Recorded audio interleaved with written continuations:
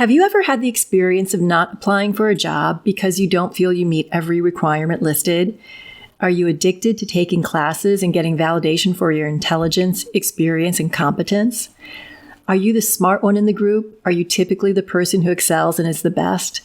If you answered yes to any one of these questions, you might be experiencing one or both of these two types of imposter syndrome, the expert and/or the natural genius. But don't worry, you're not alone. Over 70% of professionals experience imposter syndrome at least once in their careers. Hi, it's Laverne McKinnon. I'm a career coach and certified grief recovery specialist, and I am so happy to welcome you to the Moonshot Mentor blogcast. I share stories, insights, and tools to help you overcome career setbacks. This week's blogcast is the third in a series of 5 about imposter syndrome. I've already talked about the Perfectionist. Yep, that's me, the Soloist, and the Superhuman. Take a listen to learn about 2 more. Please don't judge me for what I'm about to say about my client, Chris. That's not their real name, but what I'm calling them to protect their identity because I value confidentiality. At the same time, Chris has given me permission to share their story and knows that they are making me crazy. They are making themselves crazy too. Spoiler alert, we laugh about it now. Okay, so Chris is a great client, ambitious, driven, ready and willing to do the work. They came to me because they wanted leadership coaching since they had recently been promoted and wanted to make sure they could nail their new responsibilities as a manager of a team of 3. Chris had a clear vision for having a small and effective department that not only worked well together, but also hit their key performance indicators out of the ballpark. And then, out of the blue, Chris was laid off in a massive, unexpected restructuring of the company. They were barely out of the gate with a new gig and were completely blindsided. We took some time to grieve the loss, and Chris truly saw that their unemployment was not a reflection of their work. Over a third of the company had been let go, so it was clear it was an economic decision, and it also really sucked. Chris had started out as an assistant in the company and rose steadily through the ranks to become a vice president at the time of the downsizing. We spent time updating their resume and getting clear on their life purpose and what was important with the next role. Armed and ready, Chris became paralyzed. And this is what made us both nuts. They would find these great opportunities that perfectly aligned with their talents and experience, and then they wouldn't apply. They would go around and around in circles, analyzing every single job requirement, and unless they could confidently check off every single box, they refused to submit. Chris was suffering from a form of imposter syndrome called being the expert. And I don't say suffer lightly. Chris was in a lot of emotional turmoil over feeling like they were not enough. They considered going back to school to get an MBA or an MFA or maybe even a Scrum certification. Dr. Valerie Young from the Imposter Syndrome Institute describes the expert as someone who measures their competence based on what and how much they know or can do. Believing they will never know enough, they fear being exposed as inexperienced or unknowledgeable.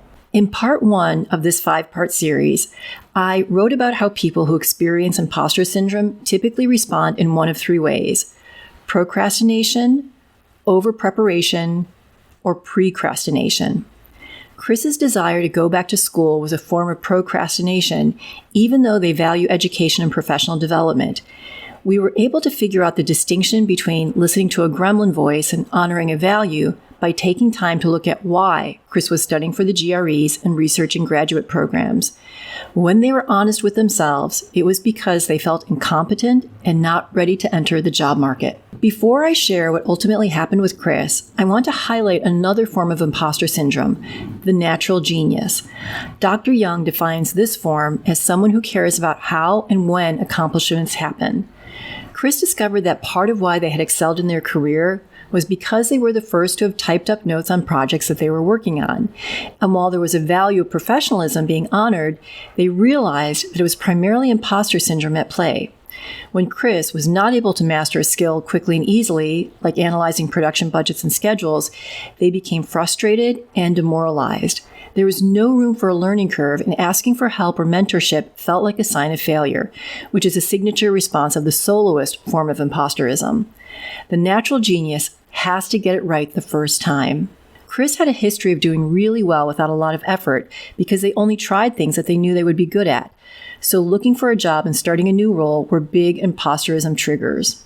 What we worked on to arm Chris for this battle was expanding their identity. So, for example, I am experienced and I need more experiential knowledge. I am competent and there are things I can improve upon. I am intelligent and I still have things to learn. So I spoke about this tool in part 2 of the series as well. The bottom line is, the key to battling imposter syndrome is to embrace humility. Recognizing and accepting one's strengths and limitations takes great effort. However, in doing so, it creates pathways to be able to move forward by embracing the hard truth that obstacles and challenges are a natural part of life. Okay, so back to Chris. They were able to use their values of learning and professional development to embrace the concept of humility in a new and powerful way. Here's the thing, Chris had actually conflated humility with false modesty. So through a heartfelt understanding and acceptance that they were not a failure or destined to be a failure because they needed more knowledge, could still improve and learn, Chris applied for jobs. It was not an easy process, and for the first time, Chris experienced being ghosted in their job search, getting really close and then not being offered the role, and being told that they were both overqualified and underqualified. Through persistence, discernment, and resiliency, Chris found the right match. They've been in the new role for about 6 months and they're still in the honeymoon period. As a review, imposter syndrome affects people of all ages and levels of success and backgrounds. It's a feeling of being inadequate and there's a fear of being found out. People who experience imposter syndrome hold themselves to an impossible standard and credit their success to luck or factors outside their own competence. The 5 types of imposter syndrome identified by Dr. Young are perfectionist, soloist, superhuman, expert, and natural genius. Next week, we're going to take a deeper look into the tools to combat imposter syndrome. But for now, I'm so curious, which ones resonate for you and how do they show up in your life? I'd love to hear your thoughts, so please drop me a comment. You can also visit me at moonshotmentor.com or follow me on social media at Moonshot Mentor on Instagram, Facebook, and YouTube. If you're enjoying what you're hearing, I would so appreciate if you could subscribe to my blogcast. It's going to help me achieve my moonshot of 5,000 subscribers. Thank you so much for tuning in.